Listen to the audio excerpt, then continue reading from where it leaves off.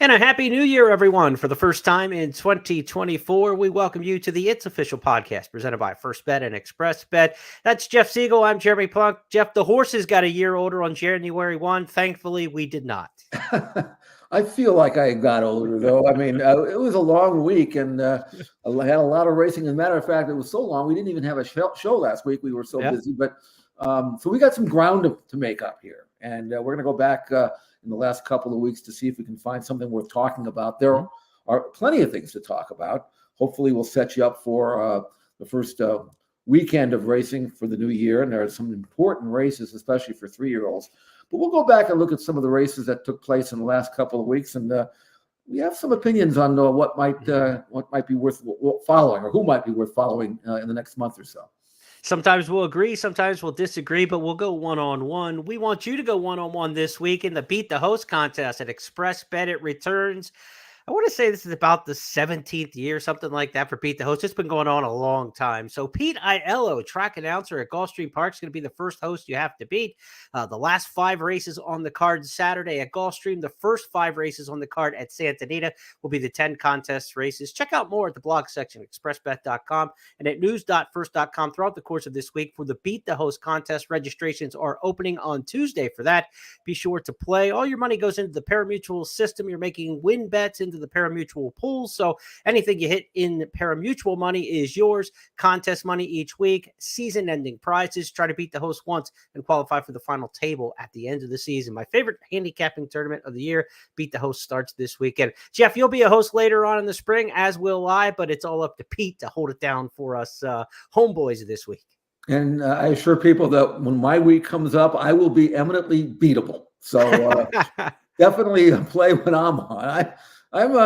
I'm good at practicing, but when the game starts, I'm not all that sharp sometimes. So I can say that it's worth playing for sure, and against everybody, not just me. Right.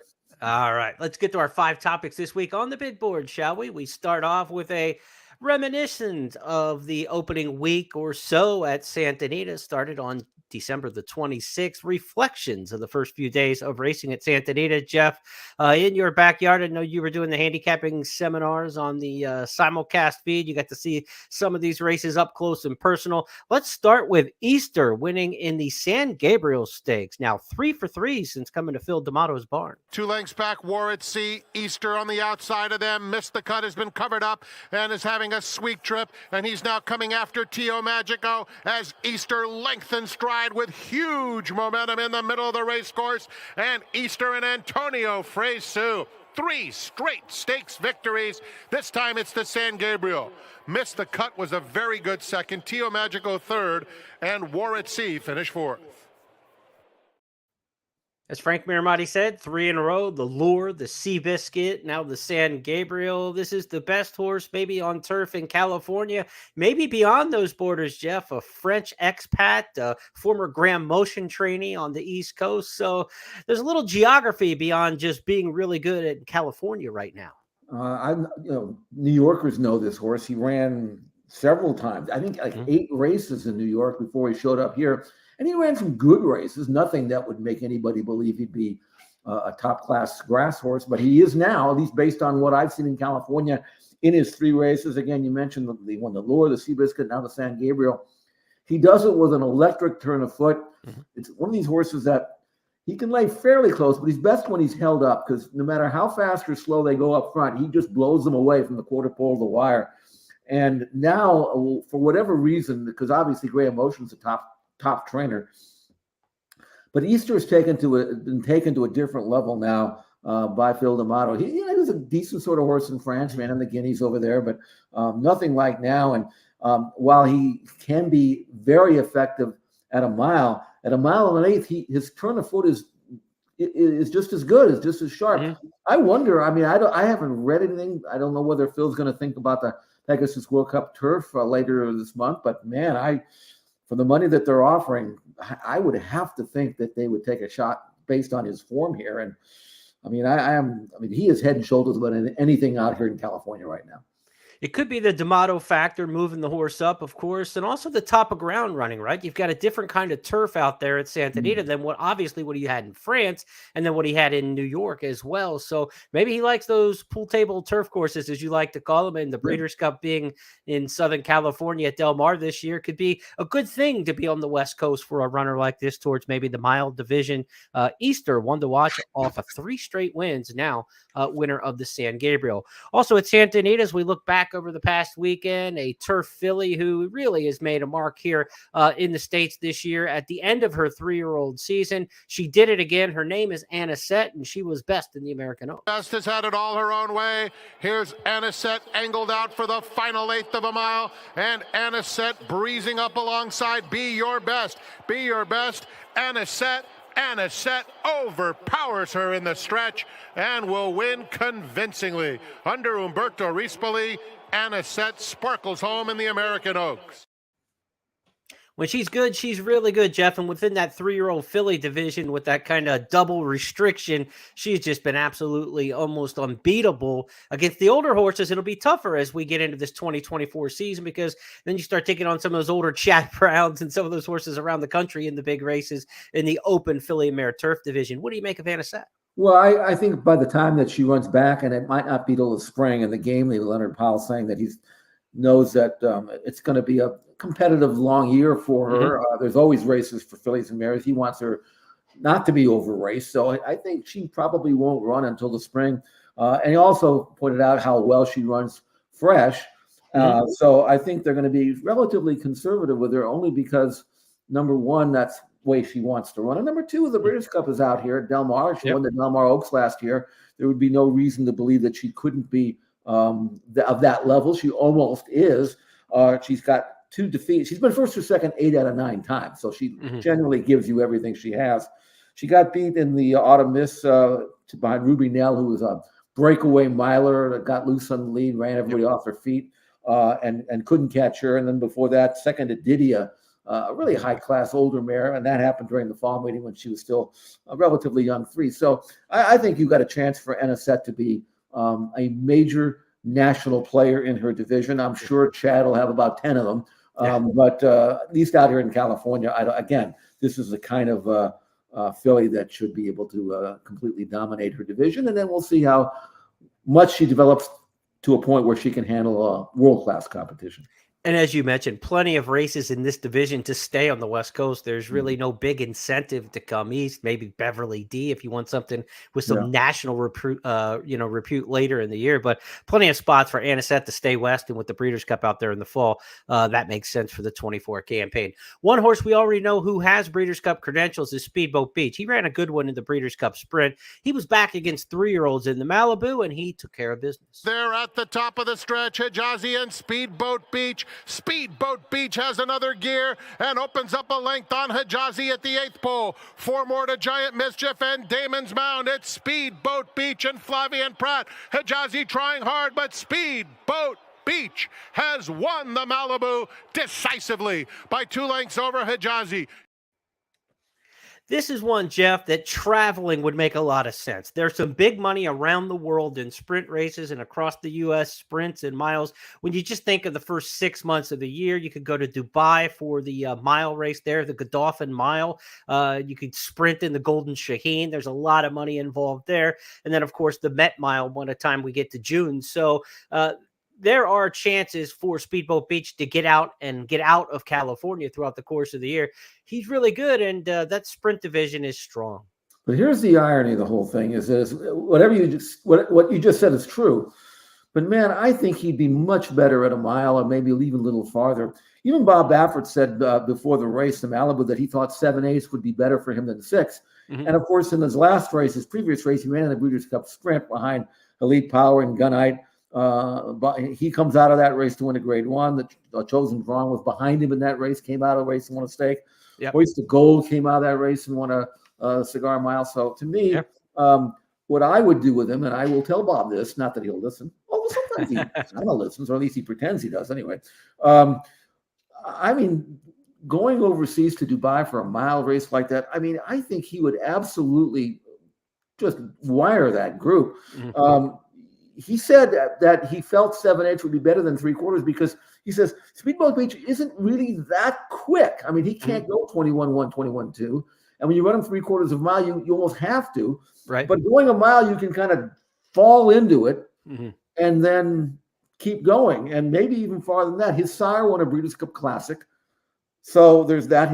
The sire of the Dam Pioneer, the Nile, got a Triple Crown winner. Right. I mean, why does this horse? And he's already won 2 turns. That's the funny thing is he did that as a 2-year-old. So to pigeonhole him as nothing more than a sprinter when there is more money for milers and even distance horses, especially in the handicap ranks, I hope he gets the chance to do that. Otherwise, he's just doing what he's been doing. And if he doesn't go overseas, you and I know there's no money for sprinters around here in this country. There just isn't, So I'm really curious to see how creative they're going to get with Speedboat Beach.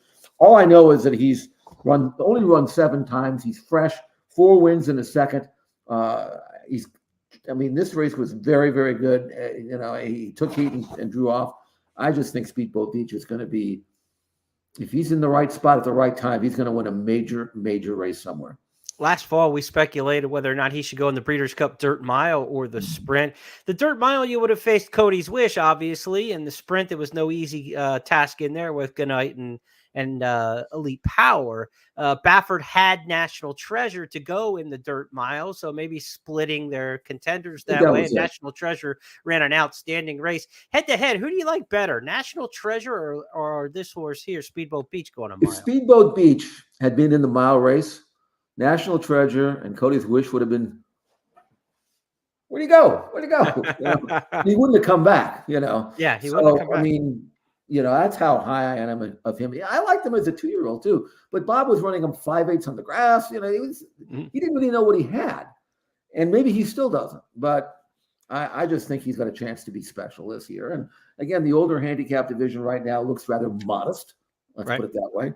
So if he doesn't want to ship him, which I would, but if he doesn't want to ship him, there's plenty of opportunities to make a lot of money. I mean, Oaklawn would make a lot of sense for me if he didn't want to go overseas. I mean, who'd beat him? Who'd touch him over there? We talk about that older handicap division. That's where we're going next because the Pegasus World Cup coming up in about 4 weeks time now, 4th Saturday in January. We're not far off from it.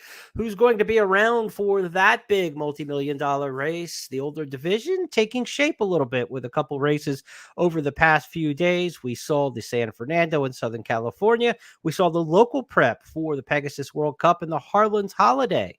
That race won by O'Connor. Didn't get a great pace shape. Didn't get a clean trip, but he got to the winner's circle, and he's headed to the Pegasus next. We're down to 2 chances here off the turn and the stretch drive. The leader is Grand Aspen. On the inside, O'Connor has a 16th to get by. New York Traffic back running again. Final 16th of a mile. New York Traffic not done. He's closing ground. O'Connor finishing up toward the rail. Here's O'Connor inside. O'Connor gets up to win it.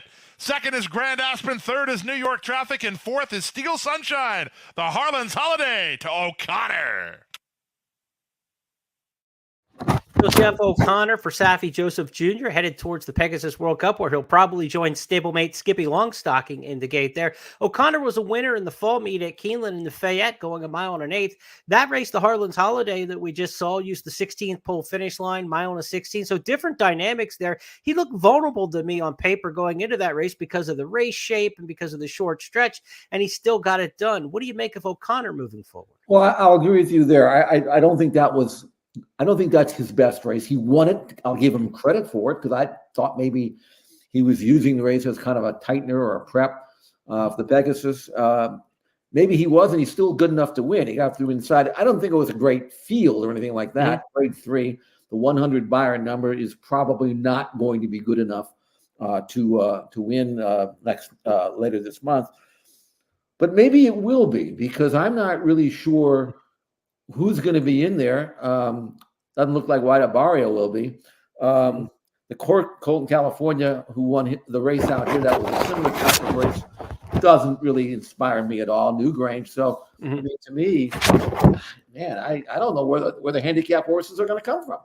Well, let's take a look at Newrange's win in the San Antonio. Again, this is a move that you say doesn't inspire confidence going to the Pegasus. Newrange on the outside.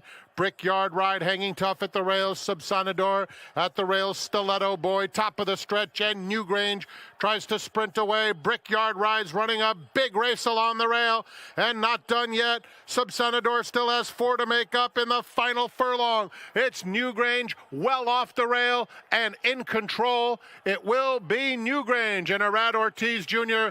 to win the San Antonio. Mixto rallied. The horses in behind there is kind of what you expect to be some of the beef of the division. Stiletto Boy's one of those horses that you can almost always count on. Maybe he's, towards the end of it. He did not run a step in that race of any repute that you want him back in the Pegasus World Cup. Subsanador, the Argentine, who we thought maybe would be a rising star in the handicap division, didn't fire at all, beat just one home in that race. So Newrange, the winner, not a horse who that, just kind of makes you jump up and down. The California older handicap division is anybody's bag. Well, this puts it in context, okay? The runner-up Mixto had just broken his maiden. Now, sometimes you get a real hot maiden and they're good and they run well. He'd run like 5 or 6 times without breaking his maiden. Finally broke his maiden, didn't do it with much of a fig. This fig was just 99, and Newrange did it with a perfect trip. If you remember him, he started out like he was a hot shot. He broke his maiden, won the Sham, won the Southwest. Then he went stale, changed barns, 5 years of age right now. 6 out of 12 is a pretty good record. That's what he's done, but, he's not fast or anything like that. So, no, I mean, maybe if he goes there, he'll be competitive. Why wouldn't he be? What does he have to beat? I mean, the same horses that we saw in Florida, they're not anything great. So I don't know. Where have all the handicap horses gone? Long time passing, as far as I'm concerned. I don't know.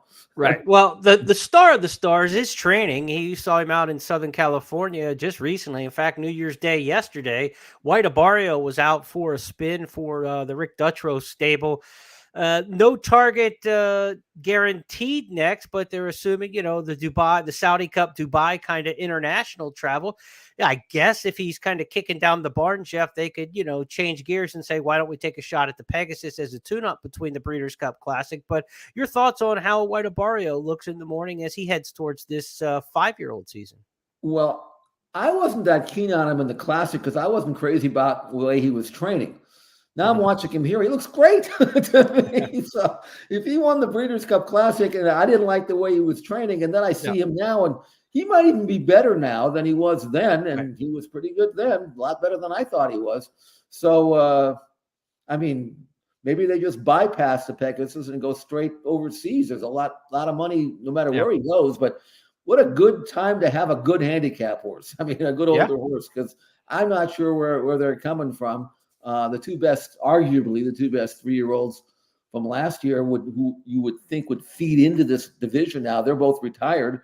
So I don't know what to tell you other than, man, he looked good to me. I don't know what they got overseas, but that's probably where I'd be headed.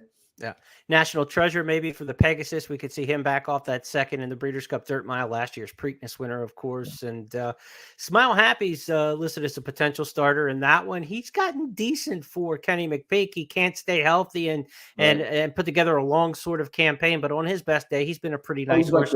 Maybe the 1 1/8 would suit a horse like that. So the older division taking a little bit of shape as we head towards the Pegasus World Cup coming up at month's end. Our third topic this week on It's Official, we'll talk some new kids on the block. We've got some horses who are starting to make their names known for the Triple Crown Trail potentially this year.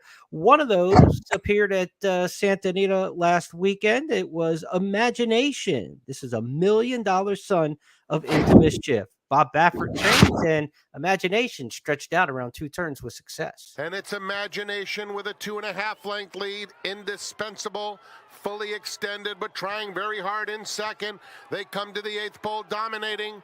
It's Imagination by 2 still. Kumura trying to rouse Indispensable, but as they come to the 16th pole, Imagination is just too strong, and he cruises through the stretch untroubled for a 40% profit. So, Jeff, what do you make of Imagination, a horse who put it together now, getting around 2 turns? One thing I know is that if you want to have a good win a maiden race around here, you better spend some money, because this colt, as you mentioned, cost over $1 million as a yearling. The runner-up cost 825,000. So, I mean, if you think you can go to a yearling sale and buy one for 75 and run out here, forget it. Don't even bother. But again, another one of these 3-year-olds in Baffert's barn. He's got unlimited supply. Second in both of his starts. Got beat last time out at 30 cents on the dollar, but ran well and earned a good number. And now he builds on that. First time Lasix, as all the 2-year-olds are now that they can use it. Inside speed. He's by into mischief. He strikes me as a colt that is learning and getting fitter, getting smarter. And you look at his form and you wouldn't put him in your top 10 or anything like that, or maybe not even in the top 15 or 20. But Baffert's got a way of taking these horses and they seem like they just get better. They just, and especially when you're bred like he is and out of a mare by Empire Maker, he should run farther than just a mile. Yeah. So, I mean, he's one of these you have to keep on the back burner, Jeremy. I mean, we'll find out. He probably is the kind of horse that'll be shipped out somewhere. But right, he's a new kid on the block, and you better pay attention to him. Got the 2-turn experience now. Maybe to Oaklawn, one of those that Baffert takes out of town, could be one that we see traveling. Right. Bourne Noble was debuting at Gulfstream Park in recent days and impressed for Todd Pletcher. Yes, we're talking about the big barns because they've had the big impact. Here's Bourne Noble. Bonus move under pressure to hold the lead. Bourne Noble looms a major threat on the outside through a 45 4.5 mile. Off the turn and the stretch drive. Bourne Noble. Irad Ortiz Jr. tells the son of Constitution to put him away. He's shifting ground. He's a bit green, but he's a bit good as Bourne Noble is 6 in front. And he's an easy winner in the end. It's Bourne Noble at 6-5 to kick off the card, reporting home 5 lengths to the good while under a very nice hold. Close then for second. So he's all over the track. He's shifting around. If you follow Dornock, Mage's brother, he had some similar trips at 2 last year, and he's one of the favorites towards the Kentucky Derby. And if you've seen these Gulfstream races, in recent winters, Todd Pletcher wins a lot of maiden races, a lot of first-level allowance races with these kinds of horses that just have a tremendous amount of ability. Sometimes they're green. Charge It was very similar, a very green, lightly raced horse last year, Jeff, and he never really put it together. Can we expect Bourne Noble to put it together in another start or two, as this Constitution colt is well met, costing $725,000? Well, he better, let's put it that way. You're not going to pull that stunt against good horses. On the other hand, you might be thinking, well, if he did that and he didn't have any idea what he was doing, can you imagine when the light bulb goes on? By Constitution, out of a really nice Ghost Zapper mare, ran out here in California. This is the first foal of that mare, young mare. Decent family, third dam by Prize, which of course catches my eye. Rokeby Rose by Tom Rolfe. There's a ton of stamina in third and fourth generations, and so he's a new kid on the block. We never heard of him before the last couple of days, December 30th when he ran, and now he's one of Pletcher's prospects. And again, you don't necessarily put him in your top 5 or anything like that, but man, he's one race away from being there. I can tell you that if he goes out and does what I think he might be capable of doing. So absolutely look at Bourne Noble as a new kid on the block. Absolutely worth following.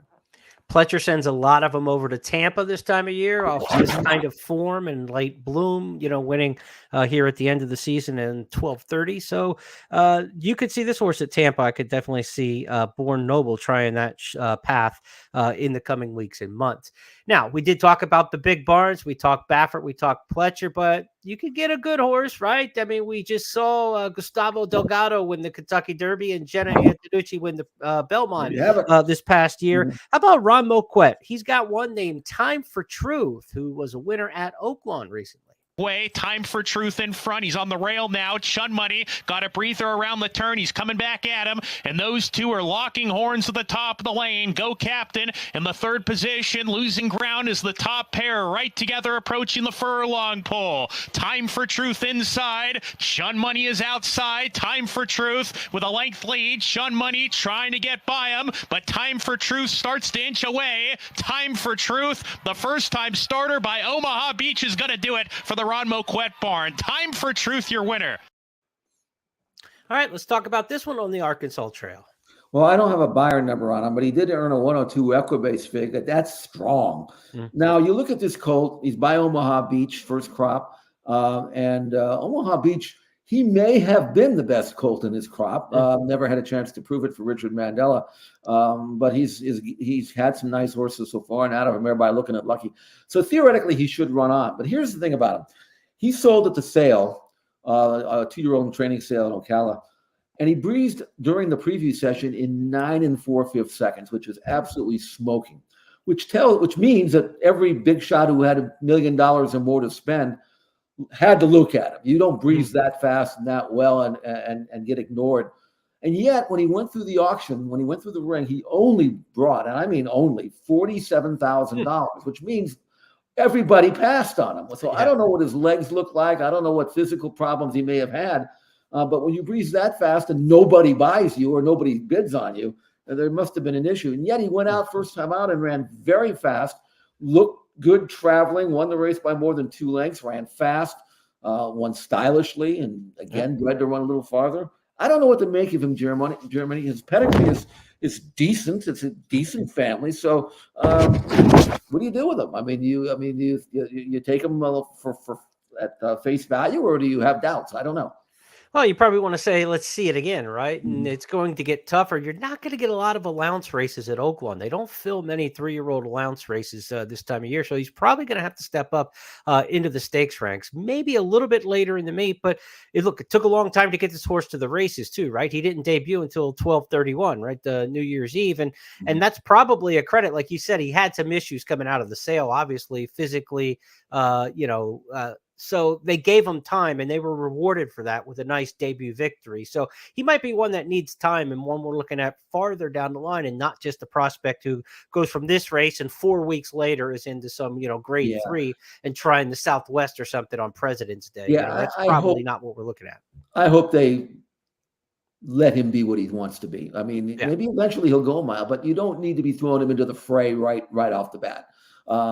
He beat Maidens, as you mentioned, probably not a great group, but he ran fast and he showed some guts. So I'm going to put him on my list to watch, and I don't know where he'd go, but if I couldn't find a non-winners or 2 somewhere, I'd find a really soft, maybe Tampa, I don't know, stakes. Try to maybe give him another 1-turn race. Don't stretch him out quite yet, and eventually, you'll find out how good he is.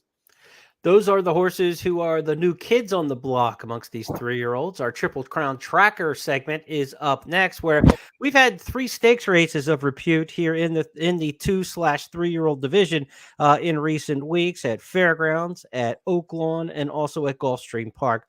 Let's go first to Catching Freedom, winning the Smarty Jones Stakes yesterday at Oaklawn. This was a New Year's Day performance that really is reminiscent of some of the good ones Brad Cox has unleashed in recent years. Catching Freedom's going to get to the outside. He's being pumped upon to get going, but swings to the extreme outside as they come off the turn. Mystic Dan, Jess Steele is right there to tackle. Catching Freedom on the far outside. Informed Patriot getting bumped around at the rail. Jess Steele in front. Inside Mystic Dan back to second, and Catching Freedom is finding his best stride now. And Catching Freedom and Christian Torres racing clear. He kicks off his year with 10 Kentucky Derby points. So a big win there for the Brad Cox trainee, Catching Freedom in the Smarty Jones. Not the strongest field that you're going to see at Oaklawn, and the Smarty Jones typically has very little historical impact compared to the races we're going to see, like the Rebel and the Arkansas Derby later in the meet, and even the Southwest that's going to come up in a month's time. There's a big gap between these races, typically the Smarty Jones and even the Southwest Stakes. But this particular horse, Jeff, is of interest to me. I like him. I do too. I mean, he earned an 87 buyer number, which is solid for this time of the year for a 3-year-old. Nothing wrong with it. 10 points better than his previous, so he's producing those forward moves that you want to see.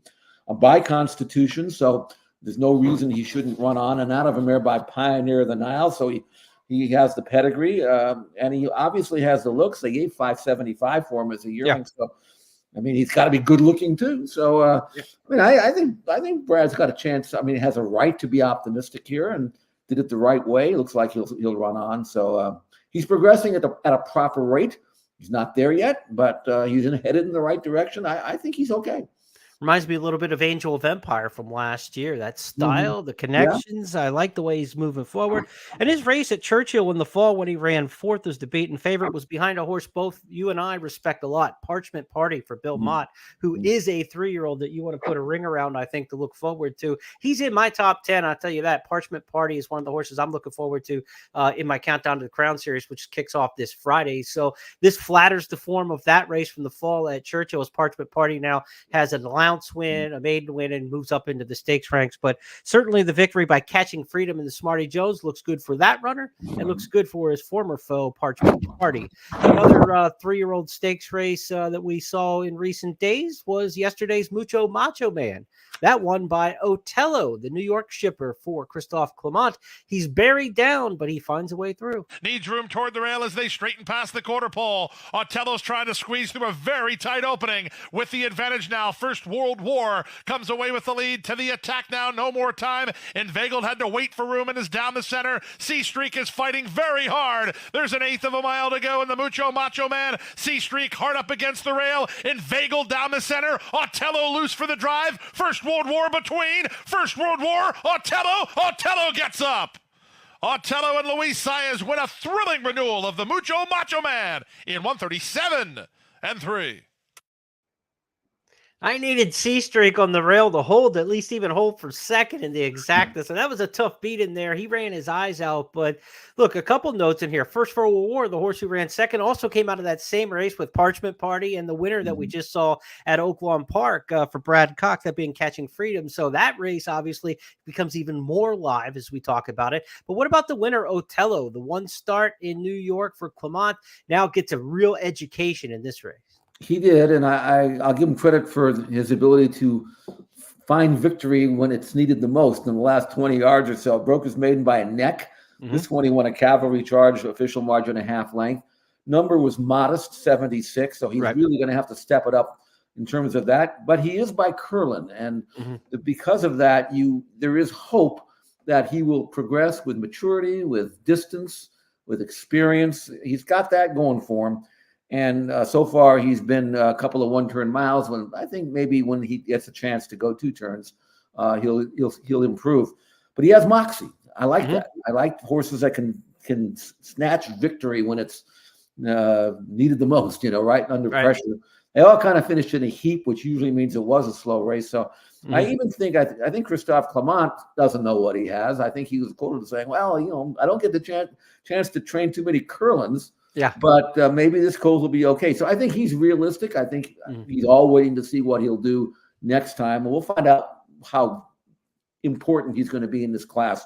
Maybe when he stretches out. That's Otello, 2 for 2 so far. Yeah, I'd like to see him end up at Fairgrounds because they run 1 1/8 down there. The final couple preps, 1 3/16 to the Louisiana Derby. So the Risen Star at 1 1/8, Louisiana Derby 1 3/16, long stretch run. I don't know if he's a brilliant turn of foot type to beat the fast horses and the top horses that are going to end up in races like the Fountain of Youth and the Florida Derby. And with Clement, he's not going to have Kentucky Derby fever. He's been around forever and a day, and he's not one to push when he doesn't even get horses that are really in the conversation for the Derby most years. So I can't imagine he's going to catch the fever. If you're going to make an early bird bet on the Belmont, maybe you think about Otello, because that's the kind of race you think Christophe Clement, if he had a good 3-year-old in the spring that he might try to, highlight. And this year's Belmont Stakes, what is going to be 1.25 miles, I think, at the Saratoga. So yeah, it is the classic distance of 1.25 miles for the Belmont. Yes. Yeah. So who knows? Maybe Otello for the Belmont at Saratoga, but he's one to keep an eye on now. 2 for 2 after winning the Mucho Macho Man. Now, a trainer who does have horses typically on the Derby Trail in big numbers, Steve Asmussen, has another one in Track Phantom. A couple weeks ago on the 26th of December, he won the big one at Fairgrounds in the Gun Runner Stakes. That was actually pre-Christmas on December the 23rd.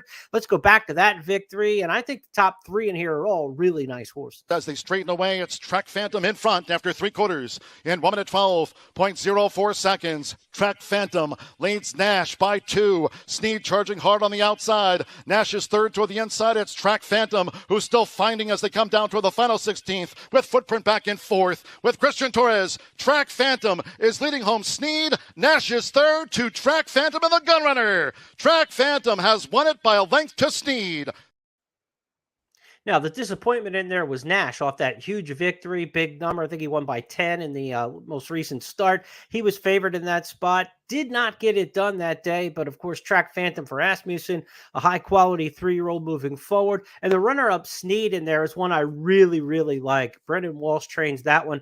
Sneed's one of my sneaky horses. I mean, if you had to give me like a number 5 pick in a fantasy draft right now for the Derby, I'm liking Sneed right below the cusp of those top horses in the division. I think he's got a chance to have a big future. So I like this Gun Runner race. I liked it too. The 89 buyer number is good, is solid. Track Phantom, he went head and head early with another horse. That other horse ended up last beaten 30 lengths. Now he was 36-1, so maybe that's where he was supposed to. But after putting him away, Track Phantom kind of switched off midway and then rebroke and won the race by a length over Sneed. So again, a high quality road.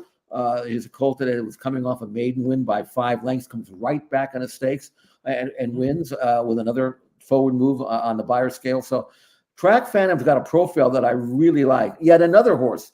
You want a horse like Track Phantom, and you want to be in the Derby talk. You got to give $500,000 for him as a yearling to do that. They don't give nothing away, really. I mean, you got to spend your money. But I like Track Phantom. He's got a pedigree suggesting that he will run farther, and he will definitely improve with age. He's out of a really good race mare, Myth Sunset, who actually won a race called the Raven Run at Keeneland a few years back, and she was actually a California-based filly, but really good race mare. Second foal for her, so good family. So I think this race is going to be good. I don't know what happened to Nash, other than I couldn't find an excuse in the world for him. Now, maybe he had one that I don't know about physically, but I think the first 2 finishers in this race, Track Phantom and Sneed, are going to make some serious noise through that series of races they have for 3-year-olds at Fairgrounds. And we'll see, like the big names are in Florida, like Fierceness, or California, like you see with Nisos and Muth and some of those types. So who emerges out of the middle of America is always one of the interesting things we see during the Triple Crown Trail, Oaklawn, Fairgrounds, etc. We will see. Well, Jeremy, I don't envy you. You got a task at hand for Friday. I think you're going to release your countdown of the crown. Yeah. And I think you got a lot of juggling to do here, because you not only have to figure out who's best, but who might be better than best in 2-3 months, because these 3-year-olds are at various stages of development, and what you see now may not be what you see in March or April.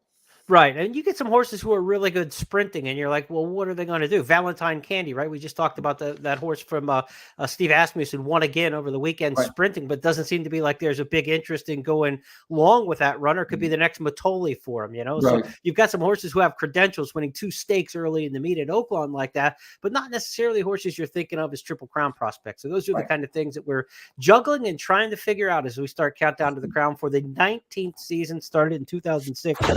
This will be the 19th year for it again. Check that out. CountdownToTheCrown.com coming up this Friday.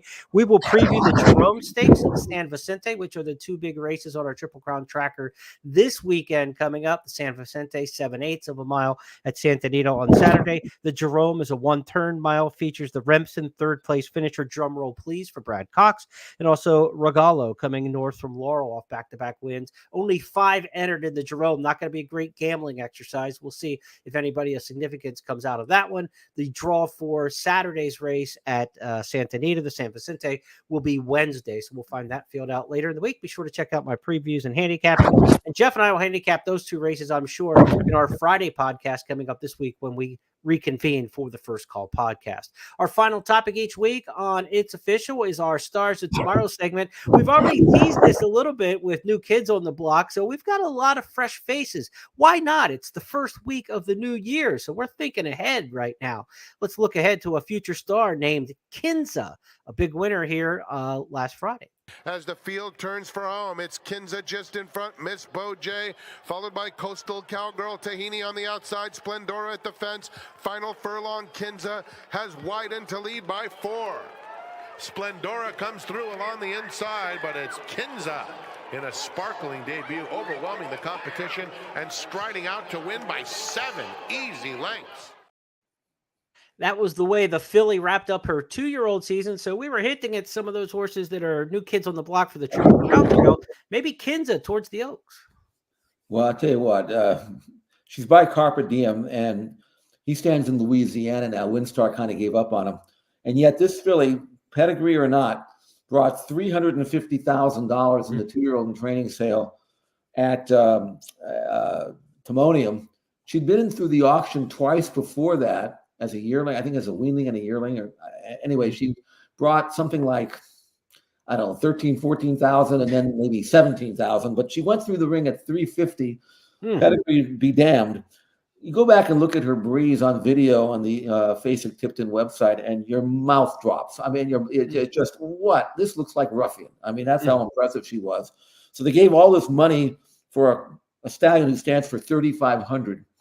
That's what you get. I mean, these guys, you can't fool these guys. I mean, if you got a good filly, a horse, they're going to find it and they're going to spend money. It doesn't matter who it's by or who it's out of. And she's such a beautiful mover. And she earned a 96 buyer number in her first start this race. There are colts who would kill to have a number like that first time out, or trainers or owners who had a colt that could do that. And, out of a by Quality Road. And believe it or not, she's a New York bred. So good horses, top horses can come from anywhere. I don't know how creative Bob's going to get with her, but again, the obligatory Bob future star here. And not to be outdone, the runner-up Splendora, who earned a giant number in her first start, finishing second in this race, another Baffert. So I don't know why anybody would bring good maidens to California. You're just banging your head against the wall. But Kinza, I mean, she's just an athlete. She is just an athlete. She's going to be terrific. Obviously, we hope that she stays out. And I guess we have to throw the asterisk up on the board. If any of these Baffert horses are Oaks or Derby discussions, they'll have to move Bournes or get litigation again during the course of 2024 that favors them back into the field. I think there'll be some juggling for the Colts, but I don't think Kentucky Oaks is going to sway anybody to make a change. But the Colts, yes, they're going to have to find a new home. No question about it. That's a look at our 5 topics this week on It's Official. Review them quickly for you as we did our Santa Anita reflections, taking a look at victories by horses like Easter, Anisette, and Speedboat Beach in the Malibu. The older division trying to take shape as we head towards the Pegasus World Cup at the end of this month. Newrange won in Southern California. O'Connor won over the home track there at Gulfstream in the Harlan's Holiday. And we got to look at White Abarrio's first workout of 2024 yesterday, 48 flat at Santa Anita.